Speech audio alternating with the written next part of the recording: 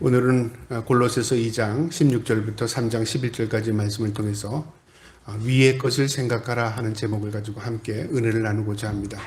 이 골로새서 서두부부에 제가 말씀드렸듯이 사도 바울이 로마 감옥에서 이 골로새서를 기록합니다. 다른 교회와는 달리 이 골로새서는요, 사도 바울의 제자였던 에바브로라는 제자를 통해서 교회가 세워진 교회인데요.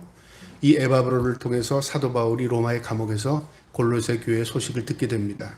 그리고 그들을 사랑하는 마음, 그리고 그들을 믿음으로 세우기 위해서 이 골로새서를 기록한 겁니다.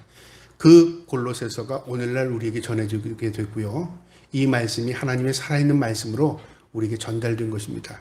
이 골로새서의 상황을 좀 우리가 이해해야 골로새서를 이해하기 쉬운데요. 골로새서는 이방인 교회였습니다. 대표적인 이방인 교회였는데 오늘날 어디냐면 터키 중부에 있는 그러니까 에베소로 올라가는 길목에 있는 여기서 직선거리는 100km도 안 되는 아주 가까운 거리에 있습니다. 또 라오디아 교회와 붙어 있습니다. 그러니까 이 골로새 교회라 하면 라오디아 교회를 지칭하기도 합니다. 이 골로새 교회는요, 이방인들이 세웠는지로 이방 신들을 섬기는 사람들이 아주 많았습니다. 그 당시에 로마가 집권하던 시기였기 때문에 로마에서 섬기던 신들, 그러니까 헬라 신들이죠. 그럼 아테네, 제우스 이런 신들을 그들은 신당을 만들어서 섬기기도 했고요. 심지어는 황제, 죽은 황제를 섬기는 신전도 있었습니다. 그러니까 많은 신들이 있었습니다. 이런 신들을 섬기는 이 도시에 에바브로라는 사람을 통해서 교회가 세워지니까 사람들 가운데 이런 의식을 가질 수도 있어요. 예수 그리스도도 어떤 신들 가운데 한 분이구나라고 생각할 수도 있고요. 또 유대인들이 섬기는 하나님도 많은 신들 가운데 한 분의 신으로 생각하는 사람도 있었다 그 말이죠. 오늘날 우리가 교회 다니는 사람들 가운데서도요, 내가 하나님 섬기나 내가 무슨 다른 종교를 섬기나 무슨 차이가 있는지를 잘 모르고 그냥 종교 가운데 하나 택해서 섬긴다고 생각하는 사람들이 참 많습니다. 그래서 내가 기회 있다면 이것도 한번 섬겨보고 저것도 섬겨보고, 그래서 내 적성에 내 세고에 맞는 그런 종교를 택하는 식으로 그렇게 의식을 가지고 섬기는 사람들이 있습니다. 이 당시에 골로새 교회들도요, 그런 부분이 있었던 것 같아요. 그래서 교회 안에서 성도들 가운데는요, 천사를 숭배하는 사람도 있었고요, 또 우상 숭배자들이 섬기는 처럼 섬기는 사람들도 있었습니다. 그러니까 의식이 바르지 못했다 그 말이죠. 우리가 믿는 것도 중요하지만 바르게 믿는 것, 그거 굉장히 중요한 겁니다. 내가 올바로 믿는다고 말하지만 사실은 하나님의 말씀과 전혀 상관되는 믿음을 가진 사람도 의외로 많아요. 심지어는 목사들 가운데서도요. 그래서 이단이 나오는 것이고요. 잘 나가다가 완전히 다른 쪽으로 빠지는 사람들도 의외로 많습니다. 오늘날 우리 한국교회를 보면요, 너무 치우친 쪽이 많은 것 같아요. 마치 민주주의를 추구하는 것이 신앙인 것으로 착각을 하고요. 마치 나라를 온전히 세우는 것이 기독교로 착각을 해요. 여러분, 그렇게 하지 말라가 아니라 당연히 그리스도인들은 나라를 사랑해야 합니다. 당연히 예수를 믿는 사람들은 나라를 위해서 기도해야 합니다. 그게 하나님께서 우리에게 주신 책입니다. 그런데 이게 뒤바뀌어 버렸어요. 하나님을 섬기는 게 나라 세우는 것이고, 그 다음에 정치에 관여하는 것이 교회 일로 착각을 하게 됐다 그 말이죠. 이것은 사실 성경적이지 못한 겁니다. 그런 일들을 목사님들이 가르쳐야 하는데 마치 그런 일들을 가르치면 저 사람은 좌파야, 아니면 저 사람은 잘못된 신앙을 가지고 있어 착각을 한다 그 말이죠. 여러분, 신앙은 우리가 무엇을 섬기느냐 중요한 겁니다. 우리 기독교는, 우리 하나님을 믿는 사람들은 예수 그리스도를 우리의 삶의 주인으로 섬기는 겁니다. 그러니까 예수 그리스도가 드러나야 합니다. 예수 그리스도를 드러내지 않는다면 그건 온전한 신앙일 수 없습니다. 이 에바브라가 세운 이 골로새 교회가 그런 형편이었는데요. 소식을 듣은 이 사도 바울이 로마의 감옥에서 이 편지를 통해서 골로새 교회를 세웁니다. 그래서 서두에 칭찬을 합니다. 너희의 믿음, 너희의 사랑, 너희의 수고 내가 다 듣고 한다. 너희가 하나님 안에서 참 믿음으로 잘 자라나가는 것 내가 참 기쁘게 생각하고 너희를 위해서 눈물로 기도한다. 그렇게 사도 바울이 동력자의 마음으로 이 골로새 교인들을 칭찬하고 격려하면서 서두를 꺼냈습니다. 그 다음에 그가 교회 얘기를 바로 합니다. 교회는 예수 그리스도의 몸이라고만 얘기합니다. 왜 사도 바울이 골로새 교인들에게 교회를 설명하고자 했냐면요. 교회를 모르면 우리의 신앙이 잘못된다 그 말이죠. 여러분, 교회는 그냥 우리가 마음 먹어서 그냥 믿는 사람들이 모여서 우리 모임의 처소로 교회를 만든 게 아닙니다. 가정은 우리가 그냥 마음 맞는 사람끼리 모여서 결혼해서 그냥 아이 낳고 사는 게 가정이라고 생각하는지 모르지만 그게 가정이 아닙니다. 성경으로 보면요. 가정은 하나님이 세우십니다. 하나님께서 한 남녀를 짝하게 만드셔서 그 남녀를 통해서 번성하게 만드는 거죠. 생육하고 번성하라, 땅에 충만하라. 하나님의 뜻 가운데 가정이 세워지는 것이고요. 하나님의 뜻 가운데 교회가 세워지는 것입니다. 이 두 제도는 하나님께서 세운 제도입니다. 우리가 원해서 세운 게 아니라 그 말이죠. 사탄은 이 두 제도를 파괴하면 하나님과 관계를 파괴시킬 수 있어요. 그래서 오늘날 가정을 파괴하는 이유는요. 사탄이 그걸 파괴 만듭니다. 교회를 파괴하는 이유는 사탄이 그렇게 공작한다 그 말이죠. 그래서 사도 바울이 골로새 교회를 세우기 위해서 교회는 예수 그리스도의 몸이다. 그렇게 설명하고 그분은 우리를 위하여 십자가 지셨고 그분을 통해서 우리의 죄를 용서받고 우리가 하나님 앞에 거룩한 백성 자녀가 된 것이다. 그렇게 우리가 다 아는 그 복음적인 내용을 아주 기초적으로 설명을 해줍니다. 그러면서 우리가 예수 그리스도에게 붙어 있어야 되고 내가 예수 그리스도와 함께 죽고 예수 그리스도에 사는 것이다. 그래서 2장 13절에 보면 또 범죄와 육체의 무할례로 죽었던 너희를 하나님이 그와 함께 살리시고 우리의 모든 죄를 사하시고 우리를 거스리고 불리하게 하는 법조문으로 쓴 증거를 지우시고 제하여 버리사 십자가에 못 박으시고 통치자들과 권세를 무력하여 드러내어 구경거리로 삼으시고 십자가로 그들을 이기셨느니라. 십자가의 죽음은 그래서 승리가 됩니다. 사탄은 상상도 못하던 일이었습니다. 하나님이신 예수님께서 십자가의 죽으심으로 모든 게 끝났다고 생각했지만 십자가의 죽음은 승리를 의미합니다. 왜냐하면 죽음으로 끝난 게 아니라 부활하셨습니다. 그래서 예수님은 부활의 첫 증인이 되셨고 예수님은 부활의 첫 열매이십니다. 우리가 모두 예수님처럼 십자가로 이 땅에서의 삶은 고난의 삶이지만 우리가 그 생을 마감할 때는요. 우리가 부활의 새로운 옷을 입게 됩니다. 그래서 하늘의 소망을 두고 살아야 하는 것입니다. 여기까지 얘기한 사도 바울이요. 오늘 본문에 그러므로 먹고 마시는 것과 절기와 초하루나 안식일을 이유로 누구든지 너를 비판하지 못하게 하라. 이 절기, 초하루, 안식, 먹는 것, 마시는 것 이게 무슨 말이냐면요. 율법주의자들이 우리 그리스도인들의 신앙을 왜곡되기 못하게 하라. 너희를 비판하지 못하게 하라 그 말이죠. 우리 간혹가다 잘 믿는 사람들이라고 하는 사람들을 만나게 되면요.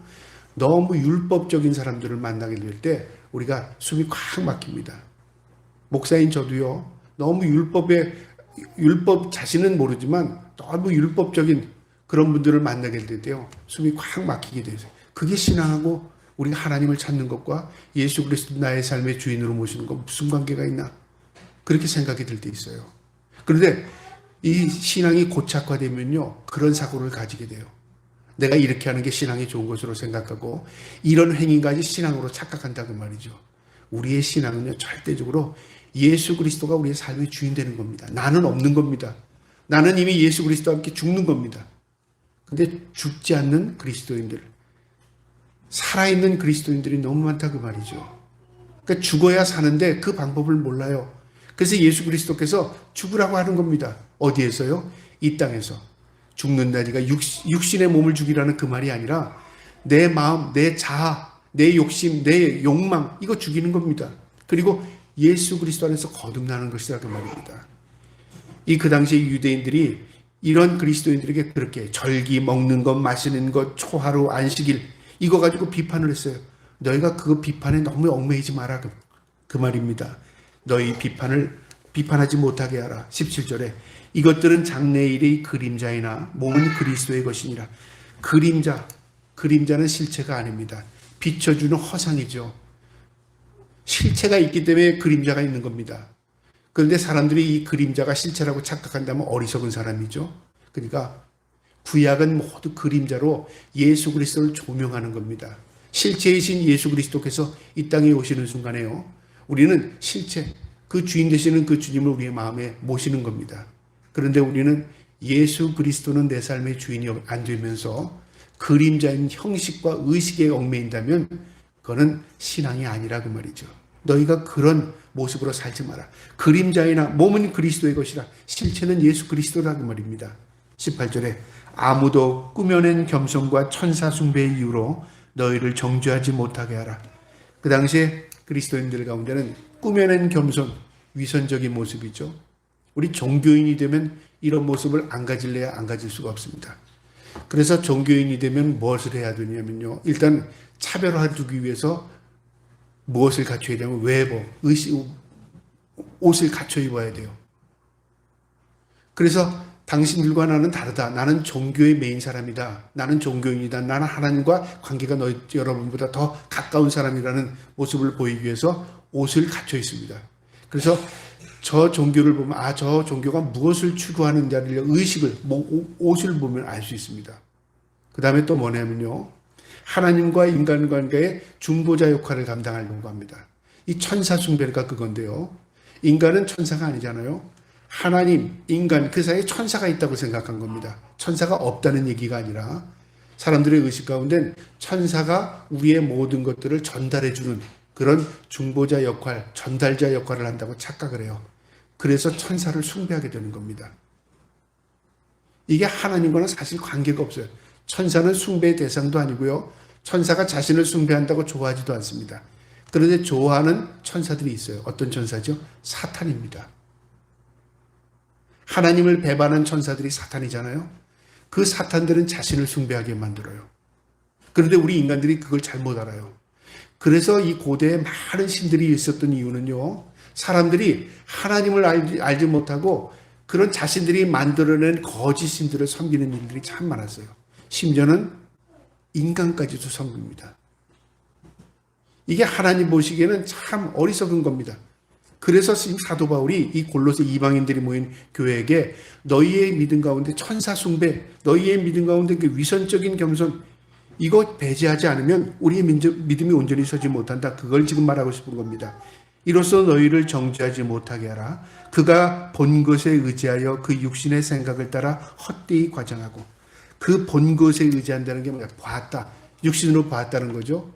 그 당시에 신비적인 현상을 많이 추구하는 사람들이 많습니다. 오늘날도 그런 사람 많잖아요. 십자가에서 눈물이 떨어졌대. 그럼 마치 십자가가 하나님의 능력이 거기에 임한 것처럼요. 오늘의 십자가에 눈물이 떨어졌기 때문에 안 좋은 일이 이루어지고, 오늘의 십자가에서 뭐 어떤 일이 현상이 일어나니까 무슨 징조가 일어날 것이고, 사람들이 거기에 많이 현혹된다 그 말이죠. 여러분, 우리가 현상을 추구하게 되면요, 신앙과 전혀 다른 우리가 우상을 섬기는 것과 마찬가지입니다. 그 다음에 환상, 또 그 다음에 또 계시, 이런 거였죠. 사람들이 내가 하나님의 음성을 들었어. 내가 하나님의 계시를 받았어. 물론 구약시대에 성경이 있기 전에 이 선지자들은요, 간헐적으로 하나님께서 말씀으로 계시를 주셨습니다. 그것도 매일 교통하는 계시가 아니라요, 하나님께서 일방적으로 말씀을 주시고 그 말씀을 선지자를 통해서 전달하게 했습니다. 선지자가 거기에 감히하지 못했습니다. 그런데 오늘날은요, 이 현대인들 가운데서도 그런 환상, 그런 계시, 그 다음에 그 신비적인 현상에 현혹되는 사람들이 참 많아요. 내가 이해할 수 없는 현상이 일어나면 뭔가가 신이 뭔가 한 것 같은 생각이 들잖아요. 여기에 현혹되는 경우가 참 많다 그 말이죠. 여러분, 우리 기독교는, 우리 하나님을 섬기는 사람들은, 예수를 우리의 삶의 주인으로 모시는 사람들은요, 아주 객관적이어야 합니다. 그리고 논리 이상입니다. 그리고 하나님이 주시는 그 참된 마음을 가지고 있어요. 근데 거기에 현혹이 되면 어떻게 되냐면 내 신앙의 기초가 흔들려 버려요. 야, 이 성경 말씀이 맞는 거야? 신비적인 현상이 맞는 거야? 쉬운 게 어떤 게 쉬울까요? 신비적인 현상을 따르는 것이 쉽습니다. 그 당시에 그런 현상들이 많았습니다. 그래서 신전에서 어떤 일이 일어났다. 또 신전에서 또 어떤 현상을 통해 경험했다. 그래서 그 당시에 이방인들이 섬기는 신전에는요, 매춘부들이 많았고요. 또 그 신전에서 일어나는 많은 일들을 이 어떤 그 엑스타시라고 할까요? 그러니까 환상적인 일을 보기 위해서 마약 같은 거, 풀잎을 연기로 마시든가, 그래서 사람이 혼미하게 만드는 그런 현상들이 많았습니다. 그러니까 자신의 생각을, 인간의 그 이성을 없애버리는 거죠. 그리고 신전에서 완전 도취하게 만든 겁니다. 그래서 신비한 현상을 경험하게 만드는 거죠. 여러분, 우리 그리스도인들이 그런 현상에 매혹되면 안 됩니다. 우리 과거에 보면은 부흥사가 나타나서요, 목사님들 많이 모아놓고 이빨을 어떻게 만들, 아말금을 금리로 만들었다. 그런 일들, 어떤 현상이 병 있는 귀신이 떠나갔다. 막 이런 현상들 많았잖아요. 거기에 매혹돼가지고 그런 부흥사들 쫓아다니는 사람들이 참 많았습니다. 지금도 그런 사람들이 있어요. 지금도 그런 사람들을 또 추구하는 사람들이 있어요. 여러분, 그게 무슨 신앙입니까? 이상한 현상을 따라다니다 보면요, 귀신에게 매혹되는 것이지 하나님과 관계가 없는 겁니다. 하나님이라는 분은 지극히 인격적이신 분입니다. 인격이라는 게 뭐예요? 우리 일반적인 사고 그 이상으로 아주 인격적이에요. 하나님이 말씀하시는 것은 우리가 이해 다 못할지라도 우리를 위한 것입니다. 그래서 신앙이라는 것은요, 믿음이라는 건 뭐냐면 내가 이해하고 믿는 게 믿음이 아니라요, 하나님을 신뢰할 때 믿음이 생기는 겁니다. 하나님이시기 때문에 그걸 요구하는 겁니다. 하나님께서 우리에게 요구하시는군요. 그 당시에 이 본 것에 대해서 그 육신의 생각을 따라 헛되이 과장한답니다. 그러니까 어떤 사람이 신비적인 현상을 경험하게 되면요, 그걸 자의적으로 해석을 합니다. 우리가 그런 사람 있잖아요. 꿈을 꿨는데 자의적으로 해석해요. 하나님께서 나에게 나타나셔서 어젯밤에 그렇게 하셨는데 오늘 나에게 무슨 일이 있을 거야. 그러면 그 이야기를 듣는 사람은 거기에 현혹이 됩니다. 만약에 목사인 제가요, 어젯밤에 꿈을 꿨어요. 집사님, 어제 제가 꿈속에서 집사님 만났는데 하나님께서 집사님에게 뭐라고 하셨어요. 오늘 그거 조심하세요. 만약에 그랬다고 하세요. 여러분, 어떻게 받아들이겠어요? 목사인 제가 직접 얘기했어요. 여러분, 안 믿을지라도 뭔가 깨림칙하지 않아요? 그래도 목사인데, 그래도 하나님께서 계시했겠지. 아닐지라도 좀 두렵지 않아요? 인간의 마음은 그런 마음이 있다고 말이죠. 하나님 그런 식으로 하지 않는다고 말이에요. 왜 하나님 그러시잖아요? 나의 하나님, 나의 주인이심은 여러분의 하나님, 여러분의 주인이셔요. 나를 도구로, 매체로 여러분에게 조종하지 않아요. 그런데 우리는 거기에 현상에, 그런 것에 미혹될 때가 참 많다고 말입니다. 19절에요. 머리를 붙들지 아니하는 자라 온몸이 머리로 말미암아 마디와 힘줄로 공급을 받고 연합하여 하나님의 자리에 자라게 하심으로 자라느니라. 머리를 붙들게 한다. 머리는 뭐냐면요, 예수 그리스도입니다. 교회의 머리는 예수 그리스도라. 또 머리라는 건 진리입니다. 그 머리에 모든 몸이 붙어 있음을 통해서 머리의 지시로 몸이 움직여지는 겁니다. 주체가 머리라 그 말이죠. 우리의 주인, 우리의 주체는 내가 아닙니다. 예수 그리스도가 주인입니다. 근데 우리는 그걸 잊어버리죠. 내가 주인이고 하나님은 나를 돕는 자로만 이용합니다. 하나님 내가 필요할 때 도와주시고 이제는 내가 살만하고 내가 이제 하나님 필요 없으니까 가 계시다가 내가 필요하면 다시 불러주세요. 마치 알라딘의 마술 램프처럼 내가 필요할 때 마술 램프에 알라딘을 불러내는 것처럼 그렇게 생각한다는 말이죠. 아닙니다. 하나님 그런 하나님도 아니고요. 하나님 그렇게 이용당하시지 않습니다. 하나님 무엇을 요구하냐면 내가 하나님 앞에 전폭적으로 내 삶을 맡기는 걸 원하십니다. 나의 삶에 그분을 주인으로 모셔드리는 걸 원해요. 그래서 내 자아가 없어지지 않으면 인격적으로 주님을 만날 수 없어요. 내가 살아있으면 인격적으로 주님 앞에 온전히 순종할 수 없다고 말입니다. 사도 바울은 이 골로새 교인에게 바로 교회 예수 그리스도를 바로 가르치고 싶은 겁니다. 그래서 머리를 붙들지 아니하면 그 몸에 붙어있지 아니하면 우리는 온전하지 못하다 그 말입니다. 20절에요. 너희가 세상의 초등학문에서 그리스도와 함께 죽었거든 어찌하여 세상에 사는 것과 같이 규례에 순종하느냐. 여기서 말하는 초등학문이라는 건 뭐냐면 세상의 모든 지식을 초등학문이라고 말합니다. 특별히 그 당시에 율법적인 사고, 그 다음에 신비적인 사고, 그들이 가지고 있는 철학적인 사고, 이걸 사도 바울이 볼 때 초등학문적으로 생각한 거예요. 그러니까 레벨로 따지면 레벨이 하층 레벨이라고 말이죠. 육적인 것보다 정신적인 게 상층이죠. 정신적인 것보다 영적인 게 상층입니다. 우리는 영적인 것을 추구하는 사람들인데 우리가 영적인 것을 추구하는 사람들이 육신적인 것에 매여 있을 때 참으로 우리가 온전한 것을 추구하지 못하는 거잖아요. 예를 들어보면 왜 그렇게 살아요? 내가 잘 되려고. 왜 하나님 그렇게 열심히 믿어요? 내가 복 받으려고. 그거는 뭐예요? 하나님을 믿는 믿음이 아니라 내가 아래 있는 내 육신의 모든 것이 잘 되기 위해서 내가 하나님을 믿는다면 그거는 온전한 추구하는 방법이 다른 겁니다. 하나님은 그런 하나님이 아니라 그 말이죠. 그래서 너희가 초등학문을 추구하는 거는구나. 21절에요.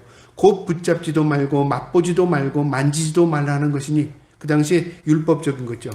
붙잡지 말라, 만지지 말라, 먹지 말라, 하지 말라. 그래서 율법은 하라와 하지 말라로 되어 있잖아요. 이것을 우리가 이해하고 하는 게 아닙니다. 하나님의 말씀은 명령으로 되어 있는 이유는요, 내게 유익이 되기 위해이기 때문에 그래요. 우리가 철이 없고 몰랐을 때 어린아이에게는 뭐만 하죠? 엄마가 하지 마, 해, 그렇게 가르칩니다. 아이는 그거에 대해서 왜 하지 말아야 되는지, 왜 해야 되는지를 묻지도 않을 뿐만 아니라 엄마의 지시에 따라서 따릅니다. 그러나 아이가 성장하게 되면 물어요. 엄마 왜 하지 말아야 돼? 왜 해야 돼? 물을 때 엄마가 그걸 자세히 설명해 줘야 되잖아요. 그게 이제 그때부터 아이와 부모의 교통입니다. 해와 하지 말라는 통제죠. 우리가 믿음이 없을 때는 하나님의 말씀이 우리에게 통제하게 느껴져요. 그래서 예수 그리스도께서 이 땅에 오시기 전에 율법은요, 인간을 온전한 하나님께서 원하는 방향으로 하나님의 백성을 이끌어가기 위해서 하나님께서 율법을 주셨어요. 그들이 그 율법 아래 삶을 통해서 하나님을 인격적으로 알게 돼요. 어린아이가 부모의 통제 아래서 자라다가 성장해서 어떻게 되냐면, 아, 우리 엄마가 나를 위해서 그거 먹지 말라고 했구나. 나를 위해서 그렇게 하라고 했구나. 그걸 알게 되잖아요. 우리 믿음이 성장하면 그렇게 된다고 말이죠. 그때는 어떻게 되죠? 이제 통제 아래에 있는 게 아니라 자율적인 내 생각 아래서 하나님을 따르는 겁니다. 이제는 부모의 통제 아래에 있는 게 아니라 아이가 성숙하게 되면 오히려 부모를 기쁘게 하는 것처럼요. 우리 믿음이 성장이 되면 그렇다고 말이죠. 너희가 초등학문 어린아이 철없는 자처럼 믿으려고 생각하지 말라 그 말입니다. 22절에요. 이 모든 것은 한때 쓰이고는 없어지리라. 그러니까 한시적으로 있는 것이라 그 말이죠. 율법이라는 것은 사람의 명령과 가르침을 따르느냐, 너희가 사람의 생각과 사람의 가르침을 따르느냐. 율법이 사람의 생각이 아니라 하나님께서 먹지 말라, 하지 말라를 인간은 어떻게 했냐면요, 그것을 그 다음에 세칙을 다 만들었어요.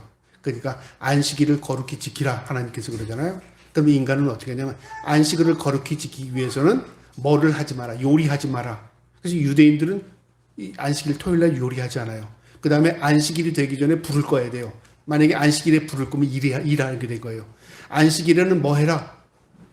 그러니까 그것이 자기들이 그 율법을 지킨다는 의미로 세칙을 계속 만들어내는 거예요. 오늘날도 우리 그리스도인들 가운데 그런 경우가 참 많아요. 특히 목사들이 그럴 경우가 많아요. 여러분, 주일 성수 안 하면 지옥 가요. 여러분, 교회 안 나오면 지옥 갈까요? 그건 잘못된 거죠. 우리가 지옥 가고 지옥 안 가는 것은 우리의 소관이 아닙니다. 하나님의 주권 안에 있는 겁니다. 내가 그러면 지옥 안 가려고 교회 가나요? 그것도 아닙니다. 그 교회는 왜 가는가요? 하나님이 나의 삶의 주인이시고 예배를 통해서 하나님을 기쁘게 하고 높여드리려고 하는 거예요. 경배라 그 말이죠. 예배는 교제와 교통과 경배입니다. 그러니까 내가 그 시간을 기억하는 것, 그 다음에 내가 하나님 앞에 예배하는 것, 이게 모두 기억에서 나옵니다. 기억. 성경은 기억하라는 말은 뭐냐면 하나님과의 관계를 기억하는 겁니다. 그래서 내가 예배하는 거죠. 부모를 자녀가 기억하는 거잖아. 얼굴도 기억하고 어머니가 무엇을 좋아하는지, 아버지가 무엇을 좋아하는지, 또 어디에 사시는지 기억입니다. 기억을 통해서 관계를 이어가는 겁니다. 우리가 하나님과 우리의 관계도 기억입니다. 그래서 하나님께서 기억히 지켜라. 그 다음에 한 주에 한 번은 교회 가라. 이게 모든 게 율법적인 거라기보다는요, 우리를 지키기 위한 것입니다. 그래서 하나님의 율법은 우리를 살리는 겁니다. 그거 법을 통해서 우리를 통제하는 게 아니라 그 말이죠. 근데 우리가 신앙생활 하다 보면 때로는 그 율법이 우리를 통제하는 것으로 잘못 왜곡될 때가 있다 그 말이죠. 23절에요. 이것들을 자의적인 숭배와 겸손과 몸과 괴롭게 하는 데는 지혜 있는 모양이나, 무슨 말이냐면 자의적인 숭배, 스스로 하나님을 섬기는 거죠. 그 다음에 겸손과 몸을 괴롭게 하는데 지혜는 있는 모양이나, 그 당시에 이방신을 섬기는 사람들이 자신의 몸을 자꾸만 해하는 경우가 있었어요. 그 신이 그것을 나를 괴롭게 하고 나에게 고통을 줄 때 신이 그걸 통해서 받는다고 생각한 거죠. 여러분, 하나님이 우리를 고통당하는 걸 원하실까요? 결코 원하시지 않습니다. 그럼 하나님께서 원하지 않는 고통을 우리에게 주시지 않는가요? 그것도 아닙니다. 하나님이 우리에게 고통을 주시지 않는 게 아니라 고통이 내게 유익입니다. 그래서 하나님은 내게 뭘 주시기 위하냐면 유익한 걸 주기 위해서요. 나를 성장시키기 위해요. 나를 잘 되게 하기 위해서 하나님께서 이끌어 가셔요. 그 가운데 고난이라는 게 있다 그 말이죠. 그러니까 하나님께서 우리에게 고통을 당해봐라고 주시는 게 아니라 나를 성숙시키기 위해서 내가 고통을 받는 경우가 있어요. 만약에 내가 성숙해요. 그런 고난을 당할 필요도 없어요. 성숙해요. 하나님 그런 고난 우리에게 허락하지 않습니다.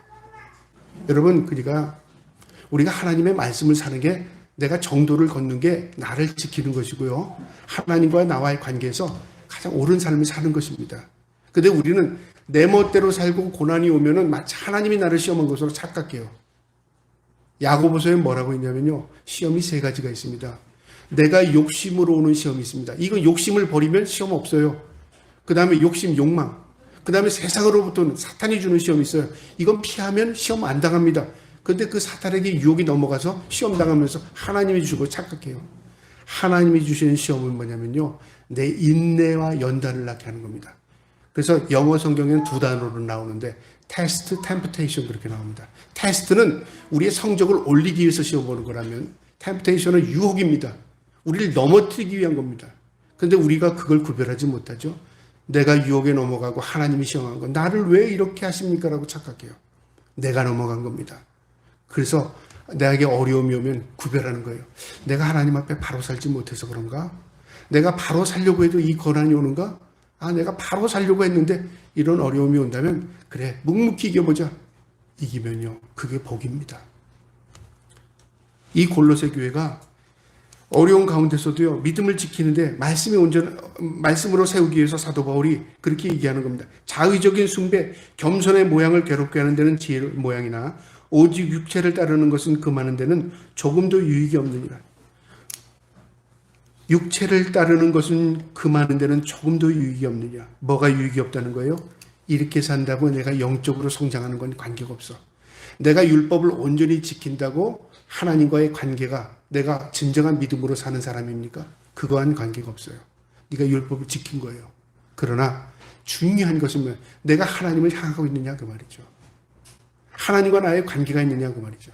내가 집에는 빠짐없이 매일 들어갔어요. 그런데 아내와는 전혀 대화를 하지 않아요. 그 관계가 좋은 겁니까? 관계가 안 좋은 거죠. 관계라는 건 뭐냐면 대화입니다.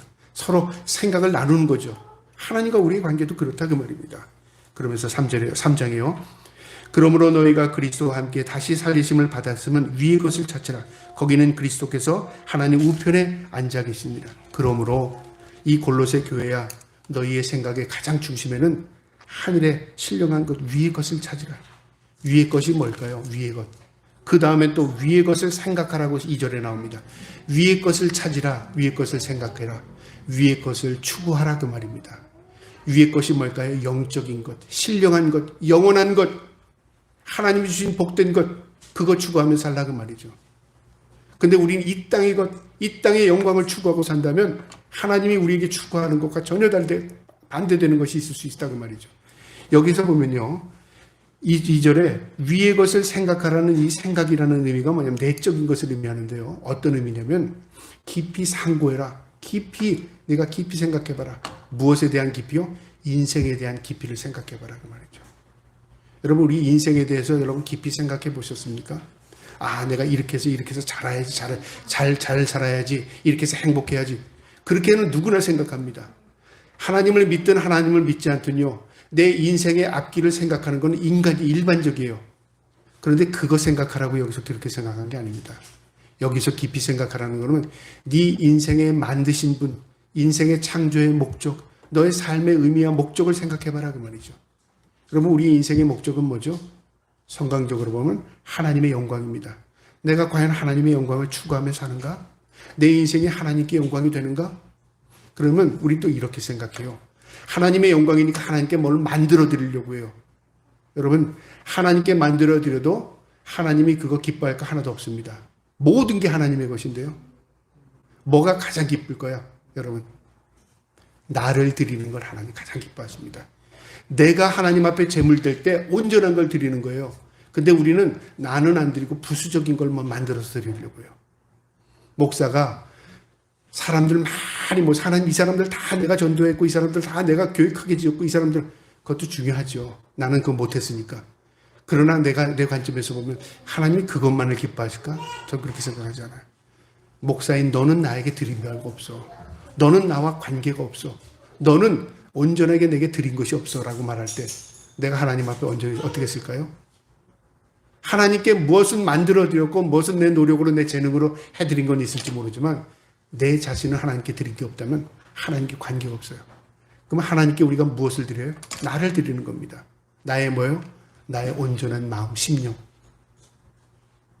내가 거룩한 것, 내가 하나님 기뻐하는 것, 그것 하나님 받기 원하신다고 말이죠. 위의 것을 생각하고 땅의 것을 생각하지 말라. 3절에 이는 너희가 죽었고 너희의 생명이 그리스도와 함께 하나님에 감춰졌습니다. 그리스도와 함께 이미 죽었답니다. 이미 죽었다는 겁니다. 이제부터 죽어라가 아니라 예수를 믿는 순간에 우리는 예수 그리스도와 함께 십자가에 못 박힌 겁니다. 내가 아니에요. 내 삶의 주인이 내가 아니라 예수 그리스도가 나의 삶의 주인이 된 겁니다. 그러면서 뭐라고요? 너희의 생명이 그리스도와 함께 하나님의 안에 감춰졌답니다. 비밀스러워졌다는 거죠. 이게 무슨 의미냐면 배하다 그 말이죠. 엄마의 뱃속의 아이는요, 겉으로 보면 몰라요. 처음에 배아가 생겼을 때는 누구 임신한지도 몰라요. 그런데 이 아이 배아가 자라서 생명이 되는 거잖아요. 우리가 지금 영적으로는 배아 상태입니다. 하나님께서 우리를 만들어 주셨어요. 하나님의 자녀로요. 이제 우리가 이 땅에서 고난을 이겨내고 예수 그리스도 앞에 서는 날 우리는 천국에 입성하고 새하늘과 새 땅에서 우리가 새로운 신령한 몸을 입을 때 완전한 그때 내가 되는 겁니다. 그러니까 실체는 뭐냐면 이 땅의 삶이 아니에요. 실체는 뭐냐면 천국에서 이루어져요. 너희는 아직 배아 상태라 그 말이죠. 4절에 우리 생명이신 그리스도께서 나타나실 때, 임하실 때, 마지막 때, 심판대 때 그 말이죠. 너희도 그와 함께 영광 중에 나타나리라. 예수께서 심판주로 구원주로 이 땅에 오실 때에 너희도 그와 함께 그를 영접하게 될 것이다 그 말입니다. 5절에요. 그러므로 땅에 있는 지체를 죽으라. 그러므로 육신에 있는 이 땅에 사는 사람들아, 하나님의 백성들아, 죽이랍니다. 누구를 죽이라고요? 나 자신을. 음란과 부정과 사욕과 악한 정욕과 탐심이니 탐심은 우상숭배니라. 하나님이 가장 미워하는 게 뭐죠? 우상숭배입니다. 우상숭배는 뭐죠? 우상을 만들어 놓고 섬기는 것만 우상숭배가 아니라 내 마음에 탐심, 욕심, 거짓된 것, 이게 다 우상숭배입니다. 음란한 것 다 우상숭배입니다. 그런데 우리는 나는 하나님만을 섬겼어. 나 우상 섬긴 적 없어. 그런 욕심으로 살아요. 하나님 미워하는 겁니다. 그래서 우리는 이 땅에서 무단히 하나님이 기뻐하는 삶을 살기 위해서 몸부림치는 겁니다. 나를 드려야 되잖아요. 나를. 그래서 내가 하나님 앞에 서는 날 하나님, 난 하나님 앞에 재물되는 삶으로 살아가지고 흰 옷을 준비했습니다. 그게 하나님 앞에 서는 모습입니다. 음란, 부정, 사욕, 악한 정욕, 탐심은 우상숭배라. 6절에 이것들로 말미암아 하나님의 진노가 임하니라. 진노는 뭐죠? 심판입니다. 마지막 때 하나님께서 심판이 임할 때 그걸 구별하고 하나님의 거룩한 백성들을 하나님께서 구원하십니다. 그래서 요한계시록에는 흰 옷을 준비하랍니다. 흰 옷은 무엇이냐면 너의 거룩한 삶이랍니다. 내가 거룩하게 살 때 하나님 앞에 제물되는 것이고요. 내가 거룩하게 살 때 하나님은 나를 받으시는 겁니다. 7절에요. 너희도 전에 그 가운데 살할 때는 그 가운데서 행하였으나 이제는 너희가 이 모든 것을 벗어버리라. 곧 분함과 노여움과 악의와 비방과 너희의 입에 부끄러운 말이라. 전에는 그랬으나 이제는 과거의 삶을 살지 말랍니다. 어떤 삶이요? 내 감정적인 분냄, 내 안의 분노죠. 그 다음에 그 분노를 폭발하면 노여움, 남에게 외적으로 나타나는 분노, 그 다음에 악의, 비방, 다 남의 인간과의 관계에서 나 잘되기 위해서, 내 분노를 해결하기 위해서, 내 문제를 해결하기 위해서 남에게 퍼붓는 겁니다. 그렇게 살지 말라. 그럼 반대로 뭐예요? 내가 죽어라 그 말이죠. 내가 죽어야 살 길이 생긴다 그 말이죠. 그래서 목회를 이제 깨달았습니다. 내가 그동안 너무 죽질 못했구나. 이제 내가 죽어야 사는 길이구나. 우리 목사님들 모이면은 이런 얘기를 합니다. 이제 알만하니까 은퇴가 가까웠네요. 우리 은퇴 목사님도 계시고 은퇴를 앞둔 목사님들도 계세요. 우리 이제 같이 지내는 목사님. 한 분은 이제 지지난달에 은퇴하셨고 이제 목사님이 식사를 대접한다고 모였어요. 목사님 한 분이 그런 얘기를 하는 거예요. 내가 이제 좀 할만하고 아니까 은퇴네요. 그래요. 우리가 막 웃었어요. 목사가 70이 돼가니까 이제 알기 생기는 거예요. 아, 이게 목회였구나. 뭘 알았어요? 내가 죽지 못하는 걸 알았다고 말이죠. 근데 그거 아는 게 은혜입니다. 아, 하나님께서 나 하나 구원하기 위해서 하나님께서 은혜를 베풀어 줬구나. 그러니까 목사 잘못 만난 거, 목사가 제대로 온전하지 못한 거, 여러분께 죄송하게 생각하는 거죠. 그러니까 목회를 하면 할수록 여러분에게 죄송한 마음이 들어요. 자꾸만. 야, 내가 너무 어리석은 사람이었구나. 내가 너무 부족하구나. 그래서 남은 목회 이제 진짜 잘해야 되겠구나. 그런 생각합니다. 여러분 기도해 주시기 바랍니다. 그 다음에 9절에요. 너희가 서로 거짓말을 하지 말라. 옛사람은 그 행위를 벗어버리고 거짓말하지 말랍니다. 이것은 인간적인 거짓말이에요. 하나님 앞에 온전하게 서라 그 말이죠. 10절에 새 사람을 입었으니 이는 자기를 창조하신 이의 형상을 따라 지식에까지 새롭게 하심을 입은 자라. 우리의 생각을 완전히 바꿔주신 거예요. 우리를 구원하신 이유는 너를 구별한 것은 생각, 마음, 너의 모든 예수 믿기 전에 나의 모습과 예수 믿은 후에 나의 모습이 완전히 달라져야 한다 그 말이죠. 완전히 달라져야 한다 그 말이죠. 마지막 11절입니다. 거기에는 헬라인이나 유대인이나 할레파나 무할레파나 야만인이나 구스디아인이나 종이나 자유인이 차별이 있을 수 없나니 오직 그리스도는 만유이시요 만유 안에 계십니다.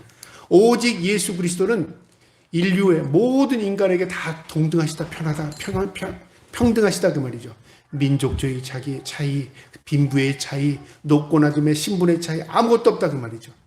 내 삶의 주인으로 예수 그리스도를 모셔드리면 그 예수 그리스도께서 우리의 삶을 이끌어 가신다. 그러니까 그 당시에 골로새에 있는 사람들이 우상 숭배하는 그런 식으로 하나님을 섬기지 말고 어떤 식으로 인격적으로 하나님을 섬겨라 그 말이죠. 오늘 이 말씀에서 우리에게 주는 교훈이 있습니다. 간단하게 말하면요. 우리가 천국의 소망을 둔 사람으로서는 이 땅의 인생의 삶의 목적이 우리가 아니어야 합니다. 인생의 삶의 목적이 하나님의 영광이 될 수 있기를 축복합니다. 그 다음에 우리가 위의 것을 추구하는 사람으로서요. 육신의 욕망을 이 죄악된 삶을 청산해야 합니다.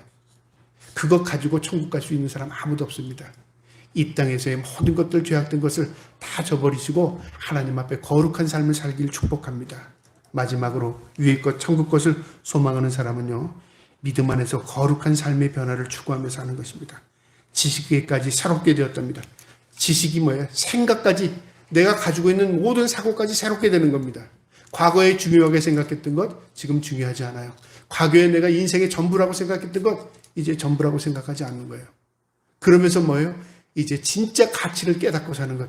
그게 진정한 변화라고 말이죠. 우리 모든 성도, 저와 여러분을 포함해서 우리 모두가 새로운 가치, 하나님이 주시는 진정한 가치를 추구하며 살 수 있기를 주님의 이름으로 축복합니다. 아멘.